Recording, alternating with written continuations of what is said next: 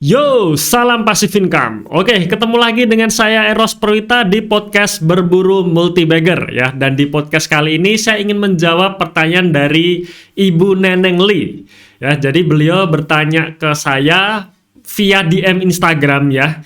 Jadi teman-teman kalau misalkan mau bertanya ataupun mau diskusi ya, silahkan teman-teman tuliskan di dalam komentar di video YouTube ini ya, di dalam komentar di YouTube kalau misalkan teman-teman dengerin podcast ini di YouTube, atau kalau misalkan teman-teman dengerin podcast ini di aplikasi podcast yang tidak bisa menulis komentar ya, teman-teman tinggal DM saja saya ya di Instagram saya Eros Perwita ya. Insya Allah akan kita jawab di episode selanjutnya.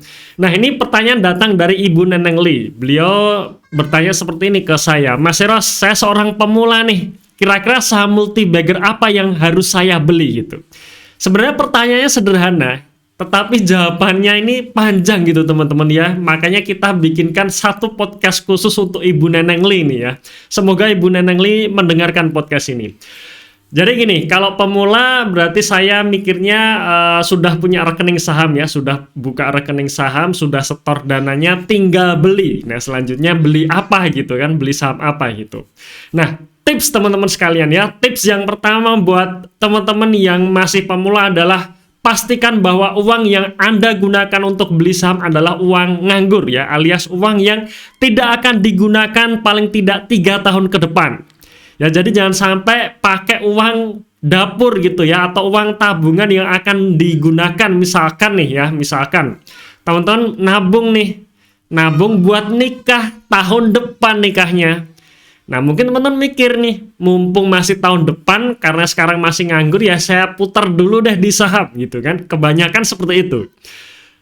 Alhasil apa? Alhasil tahun depan ya nggak jadi nikah gitu. Kenapa? Karena dananya nyangkut di saham. Nah, ini jangan sampai terjadi teman-teman ya, karena kita nggak tahu market itu akan rally kapan, akan crash kapan, kita nggak tahu. Makanya 3 tahun ini jangan dipakai dulu dananya gitu. Kenapa 3 tahun? Karena biasanya 3 tahun ini terjadi siklus ya, siklus ketika sahamnya crash kemudian naik lagi itu biasanya range-nya antara 3 tahun. Makanya 3 tahun ini minimal dana yang Anda gunakan untuk beli saham itu tidak Anda pakai. Ya, oke, itu dulu ya.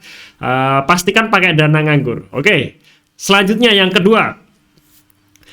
Teman-teman harus memilih dulu nih, apakah menjadi seorang trader atau investor jangka panjang. Ini juga penting gitu, karena berbeda sudut pandang ya, berbeda tipe trader dengan tipe investor jangka panjang itu berbeda cara eksekusinya, berbeda pula cara analisanya gitu. Contoh nih ya, saham A katakanlah ya, saham A atau saham ICBP lah ya, saya langsung ambil konkretnya saja ya, saham ICBP. Saham ICBP turun terus nih ya, 1 tahun terakhir ini turun terus. Bagi kita seorang trader, ya pastinya harus keluar dulu ketika harga saham nyentuh target harga untuk cut loss, ya keluar dulu gitu. Ya, keluar dulu nunggu sampai nanti reversal, kira-kira seperti itu kan, reversal atau mantul lah ya, gampangnya mantul di level support baru beli kan gitu. Nah, berbeda kalau tipe seorang investor jangka panjang ketika melihat saham ICBP ya, yang dimana ini perusahaan bagus, pendapatannya selalu naik, laba bersihnya selalu naik. Dan ketika melihat saham perusahaan bagus ini turun, ya justru beli gitu. Karena kapan lagi dapat perusahaan bagus di harga murah seperti sekarang gitu kan. Cuman bedanya kalau kita bicara mengenai investor jangka panjang, ya setelah harga turun karena murah beli, nggak bisa langsung berharap besok naik gitu, nggak bisa ya. Nggak bisa, harus menunggu. Ya namanya juga investasi gitu. Nah, berbeda kalau seorang trader biasanya dia akan masuk ketika trennya ada, trennya sedang naik gitu. Nah, maka dua hal ini adalah sangat berbeda. Maka teman-teman harus pastikan nih, apakah teman-teman ingin menjadi seorang trader atau investor jangka panjang. Ya, nah sekarang kalau kita bicara di channel saya, nah maka kita bicara mengenai investor jangka panjang gitu ya. Investor jangka panjang artinya teman-teman harus punya time horizon panjang. Ya, time horizon panjang ini penting karena yang namanya kinerja perusahaan itu membutuhkan waktu. Karena kita bicara mengenai investasi jangka panjang, maka yang kita bicarakan adalah fundamental perusahaan. Ya, perusahaannya tumbuh nggak, kinerjanya bagus nggak, laba bersihnya naik nggak, itu yang menjadi fokus utama. Berbeda dengan seorang trader ya, seorang trader itu fokusnya di pergerakan harga sahamnya. Sahamnya trennya sedang turun atau sedang naik. Nah itu perbedaan sudut pandang ya. Nah sekarang balik lagi ya, kita bicara mengenai investasi jangka panjang ya, pilih saham-saham yang pertumbuhannya ada gitu. Karena ketika saham tersebut pertumbuhannya ada, artinya pendapatannya naik, labanya naik, hutangnya terkontrol dan sebagainya, dalam jangka panjang harga sahamnya itu pasti akan naik gitu ya. Hakul yakin saya pasti akan naik walaupun sekarang trennya sedang turun. Seperti itu. Ya contoh lah ya, contoh misalkan kita ambil saham BBRI ya, saham yang terkenal lah ya. Saya yakin teman-teman terutama yang pemula pasti kenal nih saham BBRI ya. Memang di tahun 2020 BBRI mengalami crash ya. Sekarang pun tahun 2021 ini sekarang trennya kayaknya masih turun gitu ya. Nah, tetapi kalau kita tarik jangka panjang dalam 10 tahun dari tahun 2010 sampai tahun 2020. Ya, jadi di tahun 2020 kita tahu saham BBRI kena crash ya, tapi kita hitung juga nih tahun 2010 sampai tahun 2020. Ternyata selama 10 tahun kenaikan harga saham BBRI itu mencapai 440%.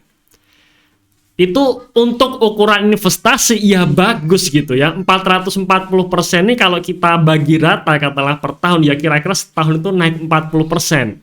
Ya tetapi ya yang perlu teman-teman sadari dalam perjalanan naik 400% ini tidak selalu naik gitu. Ada tahun-tahun tertentu harga saham BBRI naik kenceng. Tapi ada tahun-tahun tertentu harga sahamnya turun gitu. Ya, nah makanya di sini teman-teman perlu lihat ya ketika teman-teman bicara mengenai investasi ya jangka panjang, nah maka time horizonnya harus panjang, nggak bisa cuma sebulan 2 bulan. Mas Eros 3 bulan ini harga sahamnya turun terus nih, berarti ini sudah nggak berguna lagi nih analisa fundamental. Nah bukan seperti itu mainnya teman-teman ya, bukan seperti itu mainnya harus panjang di atas 1 tahun. Kalau misalkan teman-teman ingin berinvestasi ya, berbeda kalau trading ya lupakan fundamental, yang penting ada trennya sedang naik ya sudah masuk, dan sebelum trennya hilang harus segera jual gitu. Karena kalau kita main trading ya, main sentimen, ketika sentimennya hilang ya harga sahamnya pasti akan anjlok gitu. Nah itu perbedaan antara trading dan investing ya. Nah, jadi kalau misalkan kita bicara mengenai investasi jangka panjang, sekali lagi fundamental jadi yang utama.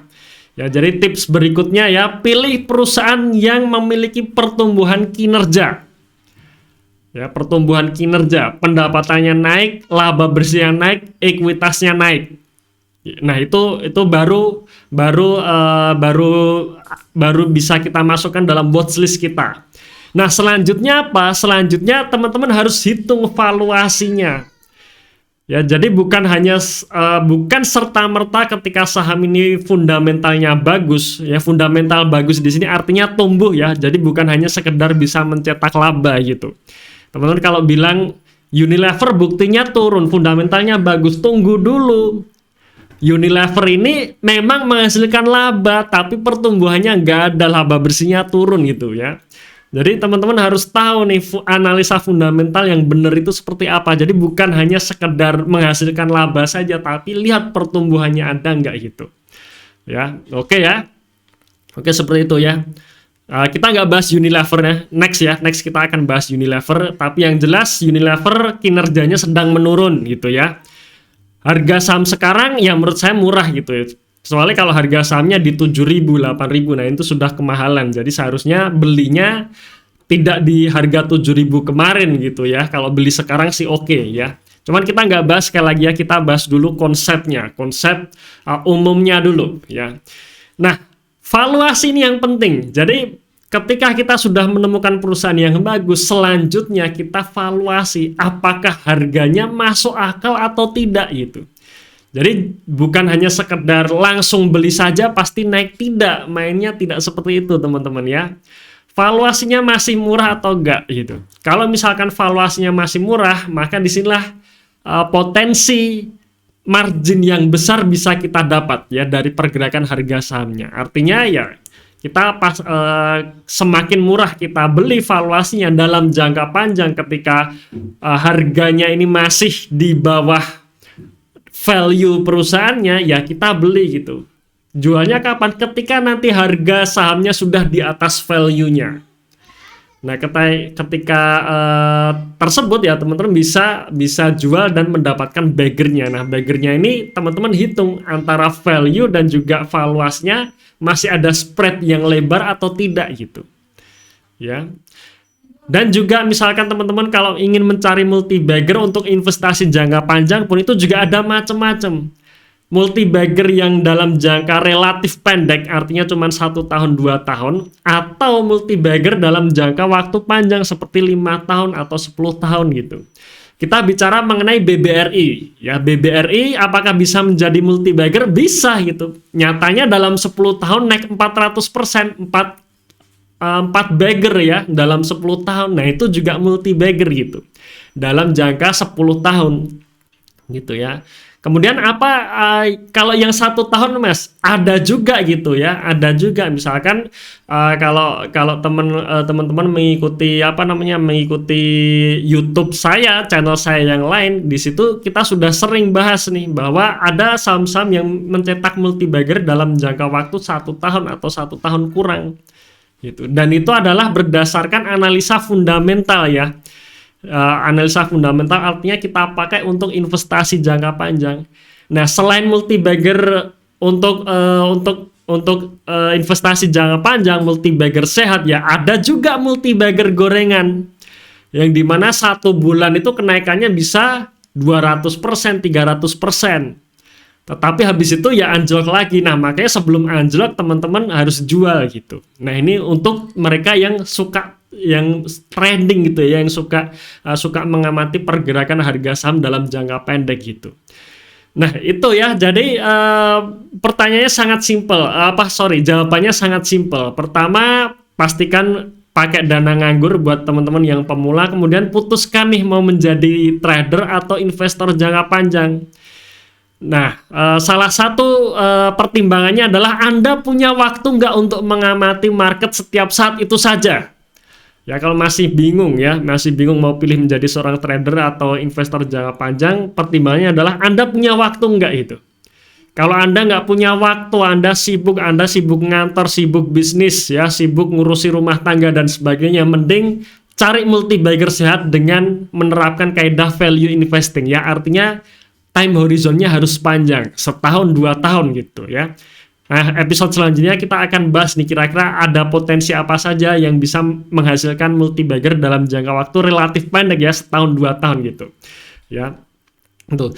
Tetapi kalau Anda punya waktu luang untuk mengamati market tiap hari, saya sangat menyarankan Anda pelajari saham-saham gorengan ya, pelajari polanya. Di situ kalau teman-teman punya waktu mengamati market, mengamati sentimen, pilihlah saham gorengan ya. Tapi pelajari dulu karena saham gorengan ini high risk high return ya. Resikonya sangat tinggi tetapi bisa menghasilkan potensi cuan yang sangat tinggi pula dalam jangka waktu pendek. Ya.